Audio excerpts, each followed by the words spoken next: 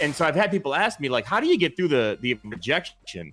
And that really is the accurate question to ask. So, we fire these rounds, they go 8 miles away. The earth is spinning under the round. The round is spinning and drifting the whole time. There's a ton of math that goes involved. And at the end of the day, I think most people are at least surprised to find out that we almost never hit the target on the first shot. We've got some Hey, I'm Luis. And I'm Luis. And you're listening to the Content is Profit podcast, where we talk about entrepreneurship, mindset, and of course, how to turn your content into profit. Go to contentisprofit.com, join the community, come hang out. It's fun out there. Hey. That's right. Wait 1 second. Yeah, I gotta lift the table. Oh, wow. There we Okay. go. Now I feel Now good. you feel good? Yeah, Okay. now I feel in the zone. Guys, today we have an incredible episode. We're gonna be talking about little videos, big results. Sorry, Fonzie, the table was way too high. Yes, little video, big results. And I know everybody out there tuning in live, this is going to be super useful because we actually started there. So I cannot wait to see where this goes. But before that, Fonzie, do we have a sponsor today? Indeed, we do. Thank you for asking, You're good sir. welcome. And You're today's welcome. sponsor is your own, the BIZBROS. Yes, we Good job. sponsored this podcast thanks to Content Momentum. If you're looking to multi-purpose your podcast or video content and turn it into baby. profit, give me yes, Let's into go. profit, make sure to slide in the DMs at BIZBROSCO on Facebook, on Instagram. That's right, guys. And if you are enjoying these episodes and the stories and all the action-packed tips that our guests are bringing to you, go ahead and follow the show on your favorite platform because we are live every Thursday, Saturday, and Tuesday, all the way. Tuesday, Thursday, and Saturday. Let's go. That is right. And if today's guests help you move one step closer to your goal, please don't forget to share this episode and leave a 5-star review. Episode 209, and today we are digging deep into video content, paid advertising, and of course, how to turn your content into profit. That is right, baby. Today's guest is the founder of What's Next Media, Mr. Wronghouse Charity, and Parachute Video Ads. In a few words, he is someone that will help you leverage video to grow your business. And you better listen because he's no joke. He built a 7-figure company during the pandemic, and now he's developing a new course to help you replicate that success. Oh yeah, let's get this party started. Please welcome the video guy himself, Andrew Myers. Man, that was hype. What's up, Andrew?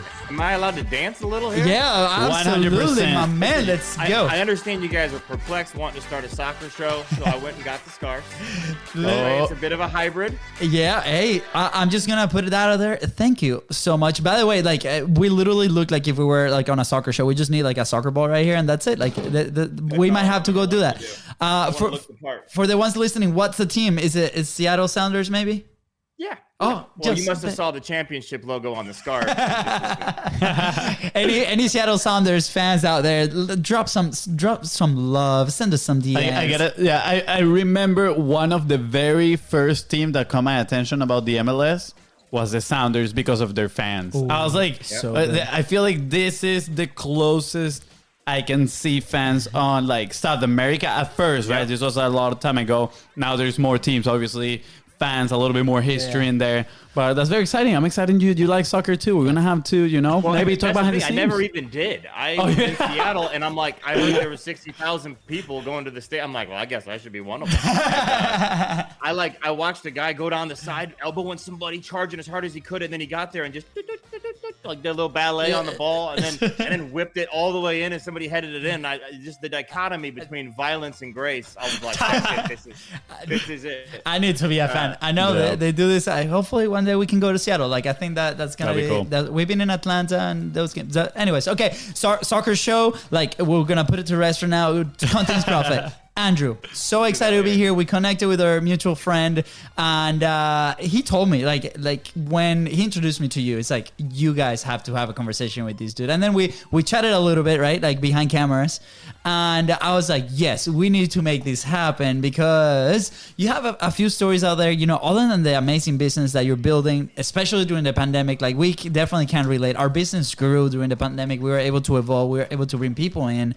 But the way that you did it, I think is super interesting. But for those that are not maybe familiar with you, right? Like, because you're in this publishing journey now and getting your voice out there, sharing, right? Who's Andrew? Like, where this like entrepreneurial world for you started? I started where I think everybody who's obviously there's a million ways to sell something nowadays. And content sort of breaks this binds a little bit. But one of the things I find myself talking about a lot is what works with content, what works on Instagram, what works on an ad is just what works in person for a different format. It's not a new way to do it. And one of the very best ways to learn sales and learn how to be, how to ask the right question and figure out what the right thing to say back is door-to-door sales. And that was the beginning for me. Was literally going door to door, catching your nose every single day. I'd go to like business parks. I wasn't doing the like residential version of it. And you learn a lot. You learn about what to say, what not to say, but more importantly, you learn to get the person you're selling talking. And the more information you can get out of somebody, when you feed that back to them as part of your sales premise, now you're selling. You're not just talking. And then that has been super important as I've gotten older and transferred my sales skills to a new medium. This desire to know something about somebody before I make the ad and not make an ad and then figure it out later has been the whole of our success essentially. I love it. Door-to-door sales. Can we talk about that for a little bit? Because please, I can talk about it all day. Okay, so we've had a few people on the show that is their background, right? And we tend to see that they have such a competitive advantage over so many people, right? And I don't think we never did door to door, right? We went out and sold like this soccer program to schools and parents, and it was terrifying. And we're selling a $30 membership, right? And then we went knocking on doors on restaurants to sell a video service and different things, right? So maybe a hybrid of it, but we never did the traditional, hey, I'm gonna walk through this neighborhood or even to business center, right? So I'm very interested to know, like, how did you decided to go there first to that, like, tackle that opportunity, right? And second, how was your evolution throughout? Because, in a sense, we've been able to do it digitally, right? When we decided to start this type of business that we're in. But I'm very curious, like, why do you decide to do something like that where most people are like terrified to do it? Well, it definitely found me.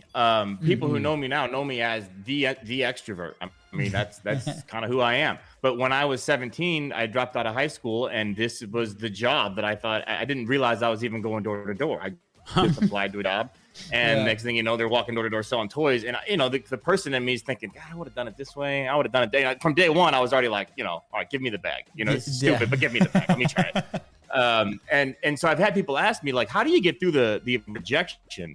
And that really is the accurate question to ask. Like, I'm trying to figure out how to get my daughter into this space as she gets older while keeping her safe.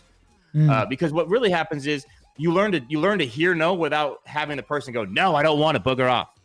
There's a zone in there where you can kind of keep somebody out of maybe and have a sales conversation with them and kind of trial close them. And this is still what we do in our paid advertising. And that to me is the essence of the sales situation. So the first thing, when you go into a situation that you're not supposed to sell somebody, you walk up to them, you got coloring books and stuff. You're supposed to talk to 300 people a day. By design, 280 of them tell you no. Yeah. About 100 of those try to do so rudely. You know what I mean? And then what you're trying to do is just find the 10 or 15 people who are going to say yes for no reason. Sometimes you'd be selling a purple bear clock and somebody buy it because they love bears, and somebody buy it because they love purple. Everybody's got their own reasoning behind it. And you finding out that, like, okay, I almost can't get enough no's to, when I counsel people about building their own business, I get them ready. And then I say, okay, now go get 20 people to pass telling you no. Yeah. And they always want a business plan that's about how to get the first 5 yeses. And that's it. That's what it looks like. They're the world to go get those 20 no's. You're going to refine your pitch. You're going to hear what works and what doesn't work. You're going to see the things that you're doing and the effect they have on people's face. And you're going to get lucky at the end of the day. Yeah. So it teaches you a sort of, like you look at a picture and it's a negative and it's like the opposite of what the picture is. With this particular problem, that's how it is. You're looking at it wrong. You need to look at it in terms of how many people can I faithfully present my product or idea to and have them turn me down before I eventually get one, and not how do I make the perfect pitch to nail the first fish, the first fish I get on the line. Oh, yeah. So good. Let me see if I understood this correctly. Were you going door to door to sell toys? Yes. Wow. I'm talking like little knives, little coloring books, little watches. I did an umbrella that had a duck's face on the umbrella. and a million other things. Every day you'd walk in and it'd be just stuff. In business complexes. This is. My mind is like, this is probably one of the most difficult things to sell door to door. Yeah, it is. So that's what it was. I thought I was going in to be a warehouse manager, right? You go into this warehouse, it's all this like wholesale crap. So I've learned since then. I used to do this as a dare. I one time, so now I can do it anywhere because I can go to the dollar store and find stuff I know will sell for $5, $7, $10, right? So this is, I don't need the cult that poured all this stuff out eventually, because it was a cult. But so I've actually went before, and the dare started off. Too bad this was like before Instagram. This would have been a great Twitch video. But I would go out and I would literally beg for 50 cents. I'd put it in and get the newspapers. I'd pull out all the classifieds of the newspapers, and I'd group the coupons together. And again, it's all about asking the right question. I go around, hey, do you use Tide? And they go, yeah. And I go, look, I'll give you, I'll save you $55 worth of Tide with these coupons. You got 6 months to use them. And it's just like reorganization of begging, basically. Yeah. And they go, okay. And I'd come up with $15 by selling the coupons. And then I would go to the dollar store and I'd buy $15 worth of stuff and sell it for $60. But yeah, so you actually hit it right on the head. I was, basically a high school dropout. And I thought to myself, man, I don't know if you guys have ever read The Alchemist. But he talks about how now that he could always go back and have sheep at this point. And that's what this was for me, was like, I'll always be able to make at least $125 a day with crap in a bag by just going around, making people laugh, and being memorable, and not even trying to sell them per se. I mean, you work on your technique and you work on being real succinct and motivating. But at the end of the day, you're just letting like 80% of people tell you no. It's not your job to turn them into a yes. It's your job to faithfully, create those opportunities. And it is a revelation that changes the way people prospect. When I started off in car sales, everybody was standing around doing what they do. I didn't even understand what that world was. So I instantly started printing business cards, going out door to door, handing them out, giving away free car washes. And the phone was ringing off the hook because I'd call everyone in the classified ads. But it's like everyone would come around, they'd say the same thing. That person's not likely to buy. And they were right. That's why I stacked 200 of them. Yeah. And I was busy from the time I got there to the time I left. Right out of the gate, I was selling as many as the other guys. I wasn't making as much because I didn't know the business, but I was getting the volume. And once you've learned, like I said, it's like a photo. For people who can look at the negative of a photo and see what the photo is going to be, you invert the whole way you look at how you develop a sales funnel. Sales isn't your ability to close the next person; it's your ability to fill the hopper. Yeah, interesting. Well, real quick, I've been wanting to ask this question for native salespeople, kind of like you. I feel is what did rejection did to you, right? Because I mean, like you're saying, you get rejected plenty of times, right? Yeah. When you're door to door, I'm guessing when you're door to door trying to sell like umbrellas with little thingies on top, you're gonna get rejected a lot, right? Well, the umbrella with the duck on top was a hitter. So most of the time, yeah. So what did it do to you, that rejection, like mentally? What changed? Well, there's two ways to look at it. For one, you ask a girl for a kiss, and the way you ask it will determine how hurtful it is when she says no thanks, right? So you learn to ask it in the right way, and you learn to trial close people, and you learn to not ask for the business unless you think it's there. You learn to read people, essentially, right? Yeah. Back to that question, and you'd show people things. And one of the reasons I did so well is I'd find the thing they wanted, and instead of discounting it, which was the premise, this is 30, you can get it for 10, I'd say, but if you buy it from me, I'll give you all this other crap free, and I just stack up everything else that I had. Yeah. So it was about really learning when I had the go. People still sit on demos with clients with me and go, dude, it's so weird. Like, I've never heard you ask anyone for the business, because I still don't. I pitch, I trial close, I pitch, I trial close, I ask for a question, I go back and then work on it. Eventually somebody goes, so what do I got to do this? They're ready. Yeah. That you learn how to ask for the business in a way that the answer isn't, no, thanks, bugger off. So it helps you build that confidence that you can essentially take a no, but not take it right on the bow. Ships are designed to sort of glance some of the rounds off of them. You know what I mean? Yeah. You learn how to come at the question in a way where you don't take the no as a direct hit. Yeah. Then the second one is you learn that a direct hit is pretty damn survivable. If you guys have, ever been in a fight, the best thing that can ever happen to a nervous kid is that they get punched in the face. Because then you go, well, I didn't die there. I got at least 3 more of those in me before I'm staring at the sky. Yeah. So sometimes it's just that awareness that, wow, I just got hit with that guy actually tried to ruin my day. He called me a loser, because you'll get 10, 15, 20 of those each day. So the ones that don't deflect off the bow, you build a callus. Yeah. Like you do on your feet. And you learn that, you know what, that guy can't hurt me. He just tried. I mean, I had people throw stuff at me. That would have hurt, but I'm spry. I'm right on my feet. But, you learn that, wow, I survived that no. And if surviving a no could be a business, then that's what sales is. Yeah. Right. Ooh, and so you learn, wow, I've got this callus on me now. So now I don't get hurt by no's the way other people do. Yeah. And so without being more talented than them, I can always be more productive than them in sales. Yeah, absolutely. I'm looking back at my past and I'm like, man, I should have had some offers when I was trying to kiss some girls, right? I was like, hey, yeah, slap across the face. Well, that's the concern is my daughter, she's going to have an easier life than I had. That's for sure. And how do you get her out there needing to hear yes so bad that she'll endure 280 no's? How do you build this skill in somebody that doesn't need to be out there? I mean, I needed to, or I was going to be homeless. Yeah. Absolutely. And so, that's the downside is like, how do you take somebody? I have people who got money and they're still coming to me like, hey, I want you to help me, the friends, develop my business. Okay, well, let me walk you through it.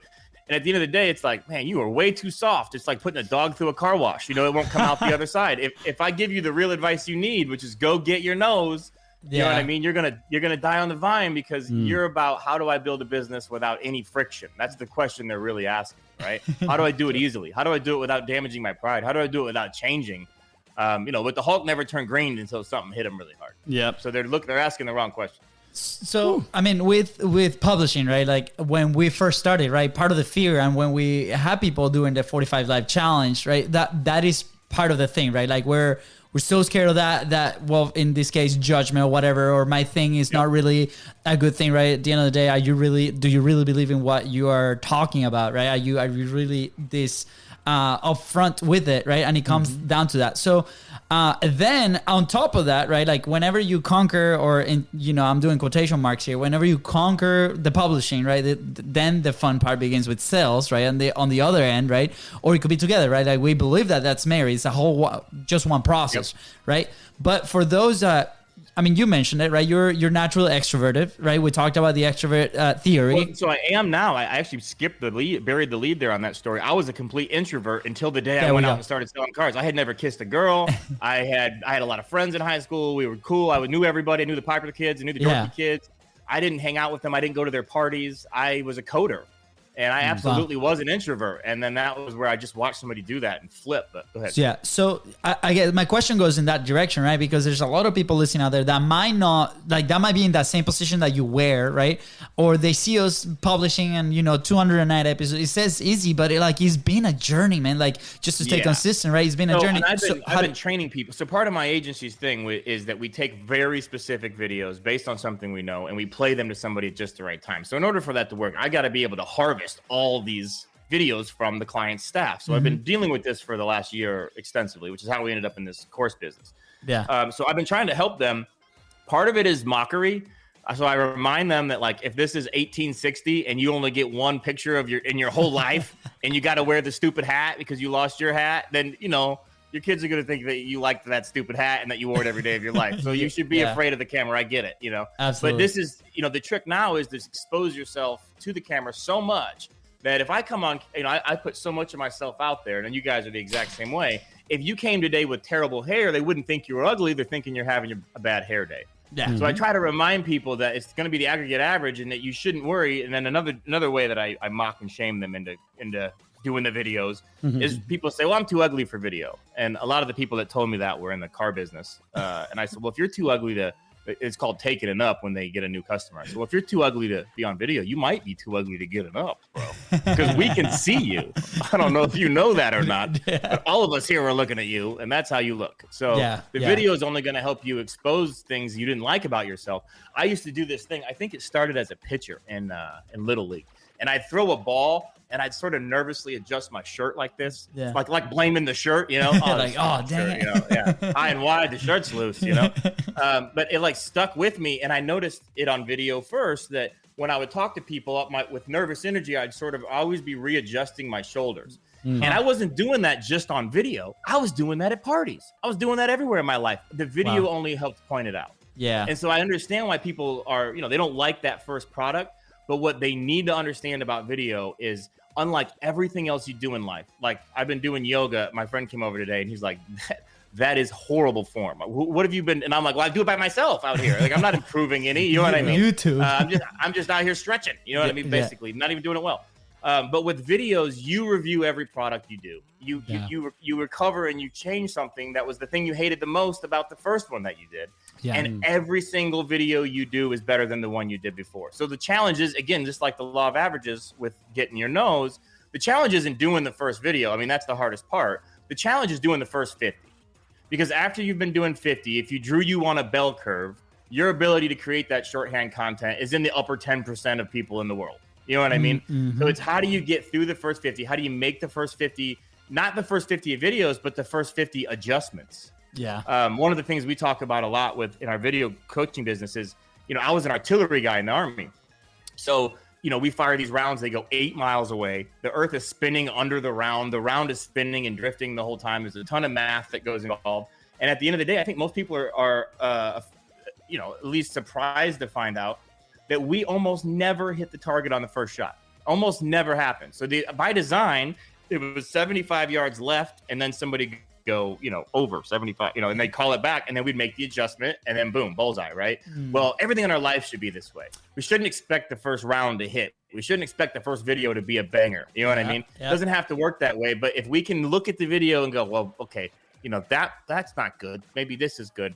And another thing that is interesting about that is, we guys have a very similar background. This thing on my wall is the first video business I built with my brother. Yeah. I had no clue how to film or how to make these things. The only reason I was successful is because I could look at something and go, well, that sucks. Damn, that sucks. That looks really bad. Why does the background look forward?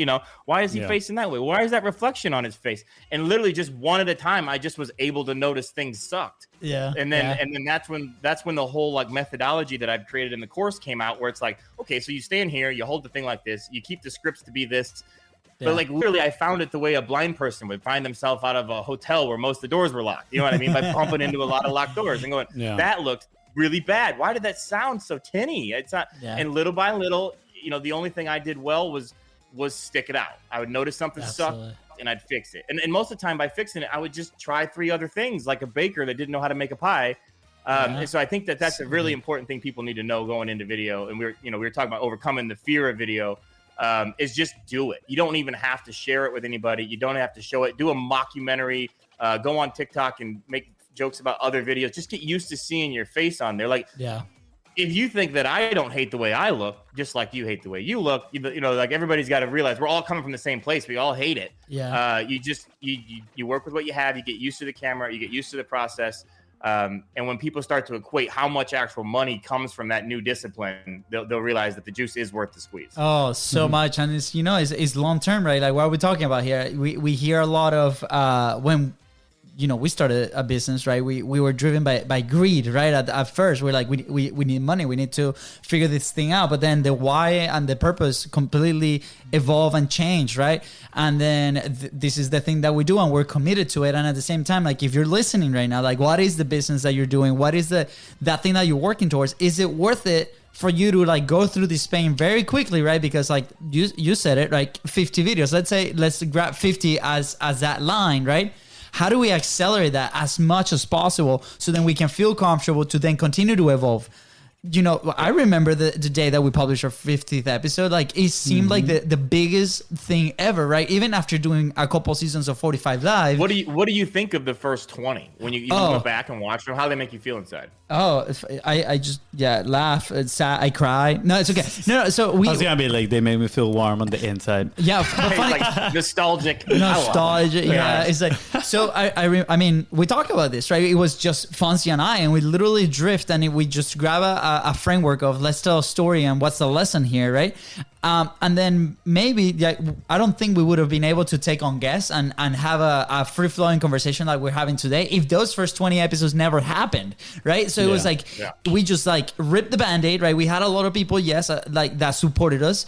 Probably the people that didn't like it didn't tune in and didn't see it, right? But guess what? That allows us to put in the reps, right? And we decided to do it 3 times a week to be able to do that. Right. Just look at the timing that you guys do a live cold open or live show open, right? Like, and you guys got the timing down, the soundboard is there. Like, if somebody's not going to do podcasts until they get to that level of timing and execution, then they're just not going to do it. And so, you know, you have to give yourself that leniency to go, listen, man, my guests are not going to look at that and go, that's the best I've ever seen. They're going to look at that and go, well, he got better from last week. And as long as that's your focus, you know what I mean? Then you literally just stay on the gas. All right, so let's talk about that for a second, right? Because when let's say, and by we, I mean business owners, right? They get a new client, right? And you need to start giving them some wins to get them excited, right? To play the long-term game with you. Because if there's only one goal that is 6 months ahead,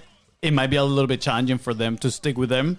So how do you present to them? How do you tell them, hey, you're going to suck at first, right? Like there's a big possibility. So let's focus on this. I tell them that artillery story to start off with. And I say, if you think that I'm going to be disappointed when the first one sucks, then you don't understand what my job is. Because I've got 40, 50 people a day sending me their videos and I'm coaching them. And I promise you won't be on the bottom of the heap. Secondly, if you think your videos, if you think you're going to like it, you're on the wrong spot. You know what I mean? Yeah. No different than when you start a new workout. You know, your form's not going to be good. You're going to fatigue easily. You're going to get frustrated quick. You're going to be sore the next day when you watch it. You know, and you're going to lean in on this. This is going to be a process, is what I try to tell them. I normally have them start with the course that we developed was actually just developed in-house. It was supposed to be just for our clients. And then we realized, man, the course might be better than what, you know, our agency is at this point. But we go over with them how to focus on lighting, how, you know, a lot of people make mistakes. They believe that a lot of light is good when a lot of light doesn't help. It's directional light, flat directional light. So we show them how to use windows and big glass things like that are in a lot of the dealerships. We talk about framing, how to take advantage of the thirds rule and how to grip the phone. We show them very particularly how to hold the phone so that they become the steady cam and the phone is always out there looking back at them and they're not having to think about videoizing themselves while performing. This way, the performative part is all they're focused on. The camera's like, you know, a dude walking with them or a lady walking with them. And we give them just these very, very basics. So the way that we get them introduced is actually in the last one is scripting, like how to create a script that's actually very recordable, how to do it in 3-act structures. So you're not memorizing the whole thing. You can pitch the problem and then come back. But the way we get them started, to your question, is we have them do it with photos.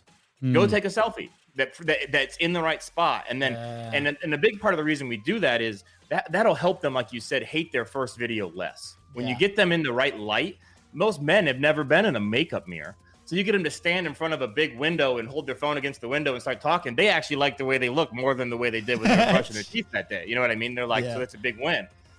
So we try to get them in that first position where the techniques they're using to get the camera and the situation and the scene set up. And then all they have to do is focus on themselves and their performance within it. And I think that helps a lot because, you know, it's like the college quarterback thing. You know, you get to the NFL, things are happening so fast. You're just glad the football ended up in your hands after you said hike, and then you got to worry about who to throw it to. And then it slows down over time. In the beginning, that person's, you know, their wife's looking at them. They're nervous, you know, they can feel and all this stuff's going on in their head. They screwed up the script the first 2 times and they're still yelling at themselves while they're trying to execute the next performance of the script. Which for anyone who's ever played golf, you can relate to that, you know.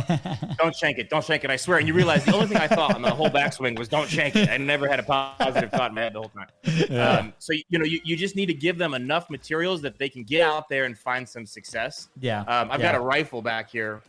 That's a good metaphor here. I've got my rifle. You got to be good to shoot it. You got to know what you're doing.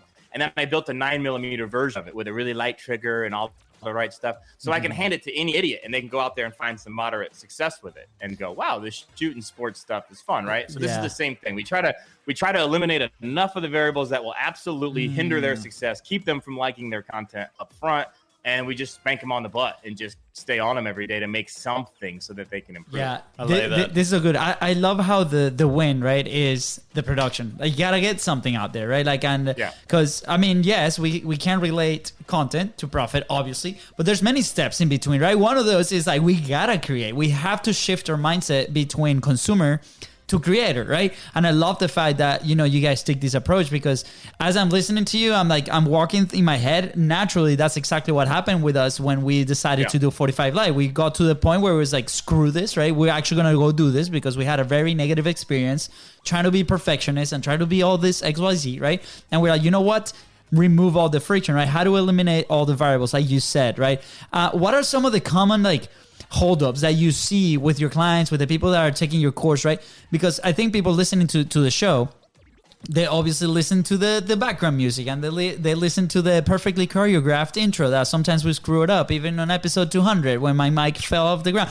So anyways, they listen to all these things, right? But they don't have the mic. So what are some of the holdups, right? Because sometimes, or many times, we compare ourselves to that top version. I'm not saying that we're top version, but we look at people at publishing. I can tell you, because not everybody's in podcasting. Yeah. Some people are going to make a video, make a product one time, and then try to build their business with it for a year. Or somebody's going to make a video, and it's going to be an email response to everyone who signs up for something. So everybody's got them for a different reason. Yeah. At the end of the day, the thing that's holding everybody back, and this is, again, one of the key ways we try to motivate people in our own business, is that they don't believe the juice is worth the squeeze. They know they should make a video, you know what I mean? But at the end of the day, if I knew that doing ab day 10 days in a row would hands down 100% give me a smoking washboard set of abs, or if anyone else knew that, they would approach ab day differently. There's a vagary between our effort and our results, and no one's really sure how to crunch that.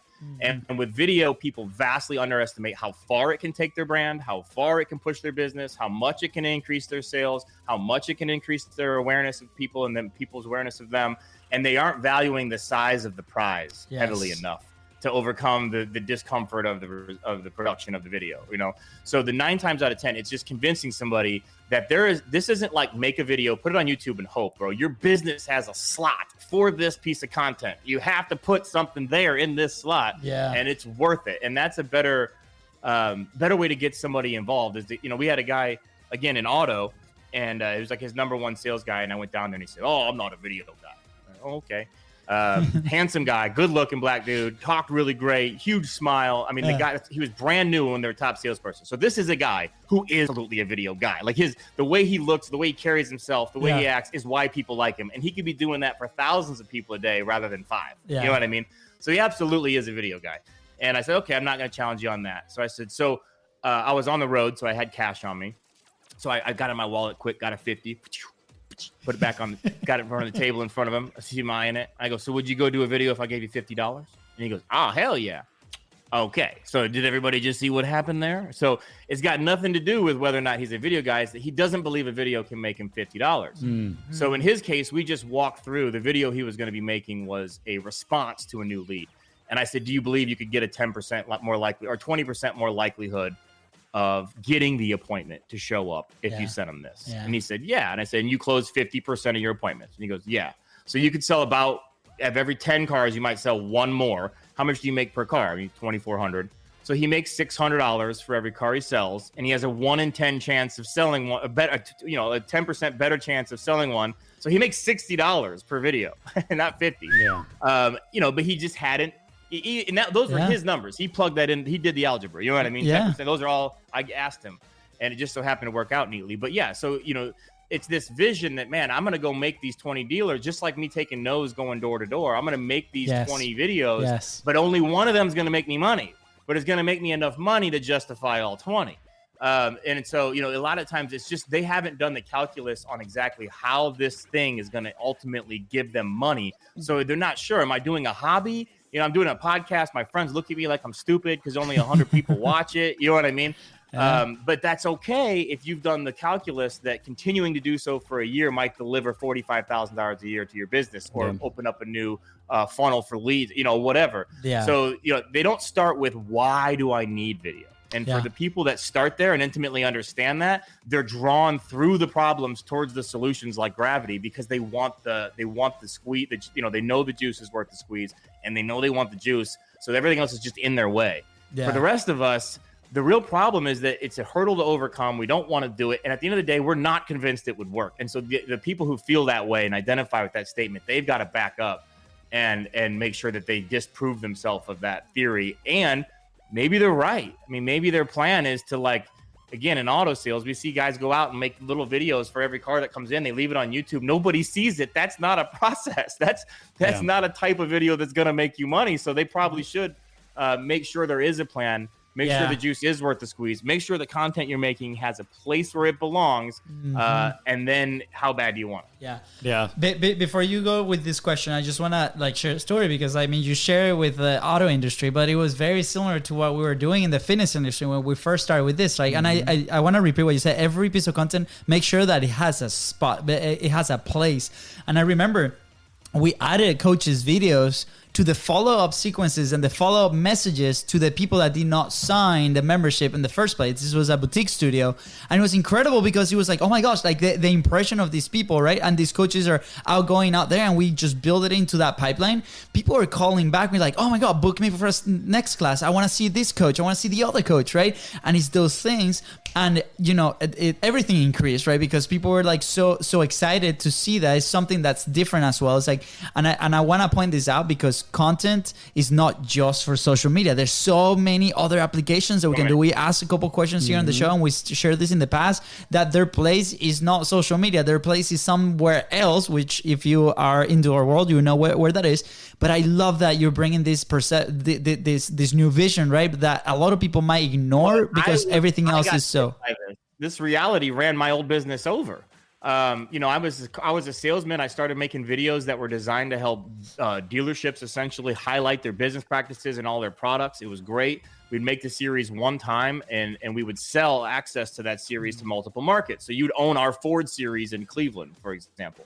And we made all this cool stuff. And for a while, we were even making custom stuff in the beginning. And like people would come around and go, we just spent $6,000 on this new coffee machine. Let's do a video on that. Who the hell's going to watch that video? Like, where are you going to put that video? Like, they don't have a connection. And so what you need, like exactly to your point, you need to have a funnel that you've created that demands video. There's empty slots in there, you know, like an ad lib. And your job is to create that video that serves that slot. When you find yourself in a spot where you're making videos aimlessly, which is where we ended up. We had clients, we were doing $1 million a year. We had clients buying these beautiful videos. They were super happy. Their check would have always showed up on time, but we were basically wasting their money because they didn't have the processes that demanded the video on their side of the business. We provide the video and the training, and then we go, look, don't you realize like you have this thing about how you price your cars? It's beautiful. People react well. Why don't you put banners on your site? So that's the first thing people see. Why don't you email them to people when they send in a lead so they know you won't negotiate? But for all of those, there was too much. And that is actually how we ended up selling the video business and starting the agency, where I now am the one using the content I create and the clients create for the you know, we are the ones exercising the why part of making the content. Yeah. But yeah, I always think back on that, you know, let's do a video on the coffee machine, or it's like, they don't understand that video to sell is the act of getting the right message in front of the right person at the right time. And how you control the timing and the delivery of it is more important than the message even, because it's all a sales process, right? That's what we're really doing. Yeah. And that's what's so different about our business is we go out and get people's attention. We figure out if they're interested in our clients' products, but then we stay with them and give them all these different messages based on where they live, what their hobbies are, the products they looked at, whether they're male or female, whether they like soccer or not. And so then that brand that we represent has this continual conversation with somebody to like kind of keep them invested in what's going on. So there is a demand. And we have clients that have 70 to 80 live videos just in their paid advertising ad account.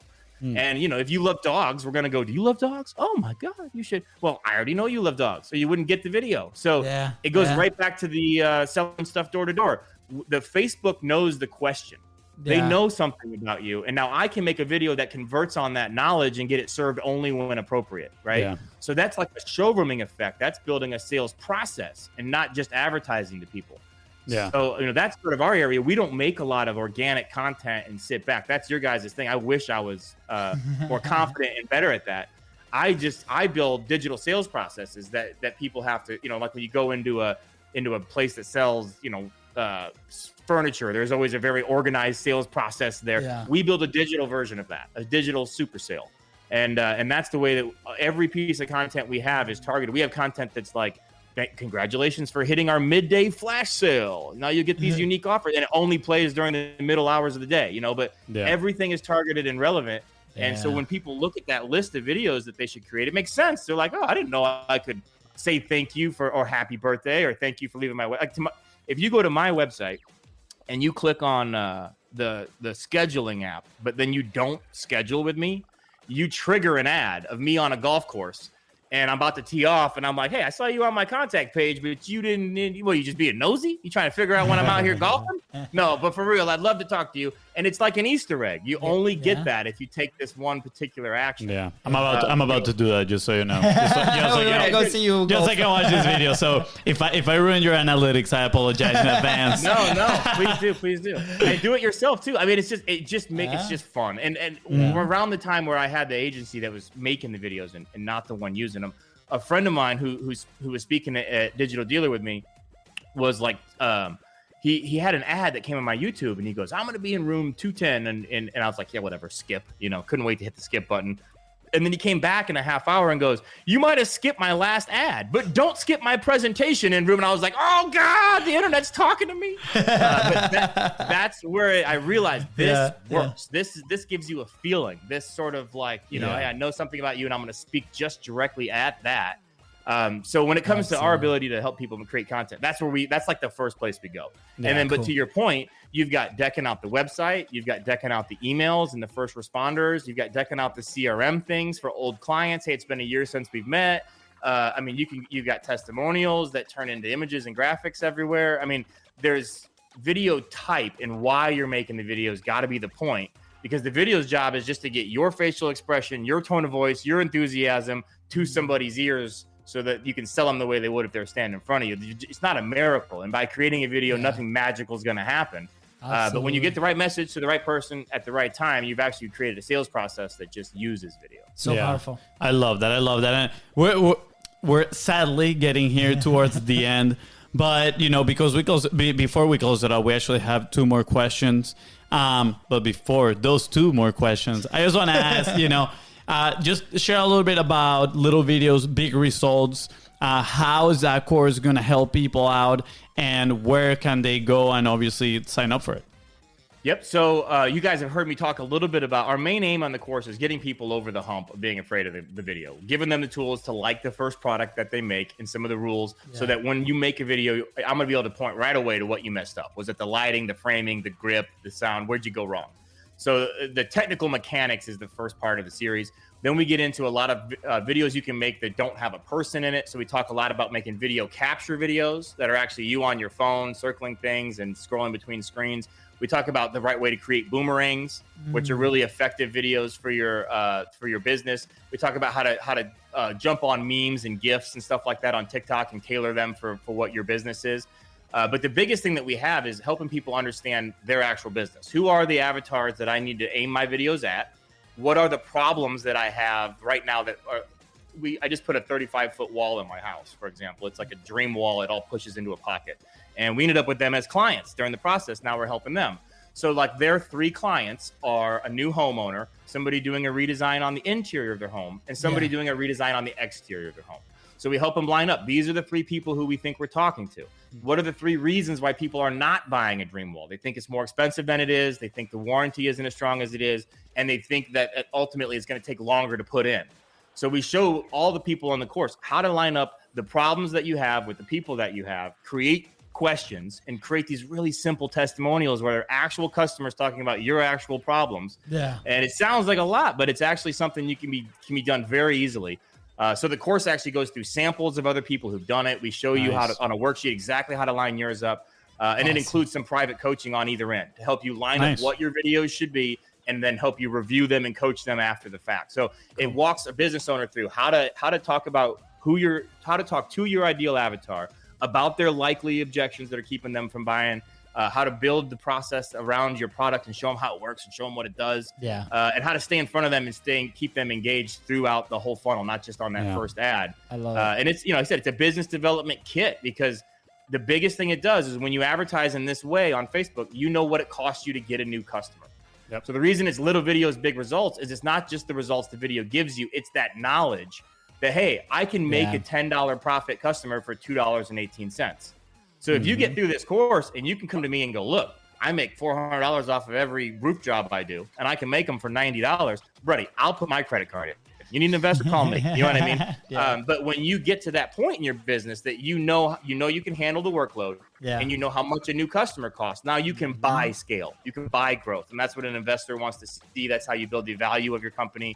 So you can punch in the dark and hit a few, not hit a few, do a campaign, not. But when you can come to someone and say, hey, it's $8 for us to get a new dry cleaning client. We make on average $55 a month off of them, right? Like 22 of that's profit. Yep. We keep them for an average of 30 months. Now you've got a business. Yeah. So we really help, business owners that love their business focus on the very simple set of skills they need to just translate the way they would talk to a customer to customers that aren't in the rooftop, that are in the market for what they sell, and put them into sort of a showrooming effect that'll actually talk about why other customers chose them and how maybe some of the things they thought would be wrong or wouldn't want from working with that business are not actual problems. So yeah, we're using videos, but it's really a business development kit of how to go out there and find your cost of acquisition and grow your business. Yeah. So cool. Yeah, no, that's awesome. I think is going to be very beneficial for those that join. And I'm sure people got their credit cards already in their hands and they're like, okay, where do I sign up in here? So that's a great segue. So this is a course that we've been building. It's just going to be retail ready here on like October 1st. So for anybody listening, go to littlevideosbigresults.com and you can actually give me your email now. I'll give you the course for free for 2 weeks when it launches. So it should be right around October 1st, but that's 2 weeks. In that 2 weeks time, it's everything but the coaching. You can get in there and use the worksheets. You can see exactly what the situation is. You can line up your thing. And to be honest, if you start sending me stuff and asking me to coach it, I probably will. You know what I mean? But it shows you how to get in touch with me. So yeah, it's absolutely no cost at all. We do pretty well on the other side of our business, so I don't need to monetize this yet. I'd love to have people's feedback, get them in the course. So yeah, put the credit card back in the pocket, get the email out. It's Little Videos, Big Results, and you can sign up now. I'll email you as soon as the course is ready, and you can go nuts in there for 14 days. Awesome. Yes, that's awesome, guys. Go right now, littlevideobigresults.com and sign up. Yeah, I think that's gonna be the action point for everybody, because when we eliminated the friction, that's when everything changed for us. We started creating that momentum, and I love the fact that you guys have this very, very solid structure, proven structure, right? And you're willing to help everybody. So last question is, like, where will you be if you did not publish? Well, I'll give you an analogy. When I was a couple of years ago in Seattle, I was a renter, and I felt like I really needed to buy a house because the house values were leaving me. You know what I mean? They were getting so big, and I was able to secure a house at around $350,000, and 3 years later, I sold it for $650,000. But if you were trying to stay in Seattle, that wasn't very good because all the homes you wanted to move up to and buy also went up, right? But by getting into one home, I wasn't left behind. If I was still a renter, I wouldn't even have been able to afford the $350,000 house anymore. You know what I mean? Yep. So that's what you're leaving behind is in life. And in physics, one of the most difficult things to do is stay stationary. Going backwards is easy. Going forwards can be easy. Staying exactly where you are is almost impossible in life, whether that's from your fitness level or, your family situation. You have a great day. You wish every day could be like this. Well, it can't. And the fact is that it almost needs to get better or worse. Yeah. So that's the way people need to look at that opportunity is simply being satisfied with your business now isn't enough because that might not be your business, especially in harder times, right? So you need to, like I did when I bought that first house, you need to get on the wave now. You need to develop these skills now because they're becoming more and more imperative to own any business, let alone to grow any business, because your competitors will be doing these things. Yeah. So, don't rest on your laurels. Don't be satisfied with your current position because that current position could look a lot worse in 2 years. So get in the game now, develop the skills now, even if they're not productive to your business now. The odds are very, very strong that they will be. And if you don't own a business, find a way to take over this responsibility for your current employer and watch how many potential current employers show up. Yeah. Wow. I love it. I love the analogy. And all I could think about was, what is the river of thought? Okay. We'll leave that for part 2. Yeah, we'll leave that for part 2 as a hook right here. Man, this has been incredible. And thank you so much for coming onto the show. Yeah. Is there anything else you want to add before we head out? No. To your river of thought idea, read Think and Grow Rich. Thank me later. Half of life is having a target and going after that target and knowing, and it's right back to what we were about where, make that target to be understanding, make your goal as you read that book to be understanding what it would cost you to grow your business, finding your cost of acquisition. Absolutely. Let that be your North Star, not the next sale, but the knowledge of what the next sale should cost.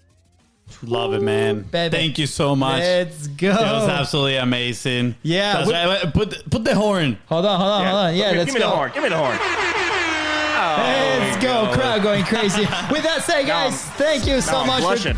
Hold on. Stop. Okay. Rewind. Rewind. Let's go. Okay. What's up? Tell us. No, I said now I'm blushing. Oh, you're blushing. Yeah, Fonzie too. Got me. I totally understood. Now my question. I was like, oh wait, what is it? Tell me more. You pull a reverse card. I think we all thought somebody else had something profound to say there during that pause. I know. All right, now we go. With that said, guys, thank you so much for tuning to the Contest Profit Podcast. Go ahead and follow the show on your favorite platform and on social media at BIZBROS Go. That is right. And if Andrew here helped you move one step forward to your goal, please make sure to share this episode and leave a 5-star review. Thank you. Bye, guys.